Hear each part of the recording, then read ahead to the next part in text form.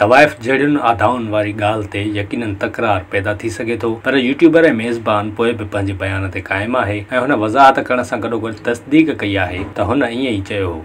Doctor Nabiha Ali Khan न रुगो YouTuber ऐं टीवी मेज़बान आहे, पर हू हिकु नफ़्सियाती माहिर बि आहे ऐं पंहिंजूं सलाहूं ॿियनि खे ॿुधाईंदी रहंदी आहे। पंहिंजे तकरारी बयाननि जे सवालनि में जवाबु ॾींदे हुन इन ॻाल्हि जो एतिराफ़ कयो ऐं चयो त हुन इहो चयो हो त मुड़ुस खे ख़ुशि रखण लाइ ज़ाल खे तवाइफ़ जहिड़ियूं अदाऊं ॾेखारणियूं पवनि, तॾहिं बि हू उन खां न लवाए। हुन चयो त अहिड़े बयान ते नौजवान नारियुनि खे कावड़ ज़रूरु आई हूंदी जेके सोशल मीडिया ते तवाइफ़ुनि जहिड़ियूं हरकतूं कंदियूं आहिनि, पर मुड़ुसनि साम्हूं ईअं कंदे खेनि शर्म अचे थो। नबीहा चवे थी त छोकिरियुनि खे सोशल मीडिया ते डांस करण में को शर्म नथो अचे, पर मुड़ुस साम्हूं या खेनि ख़ुशि करण लाइ ईअं करण ते खेनि शर्म अचे थो।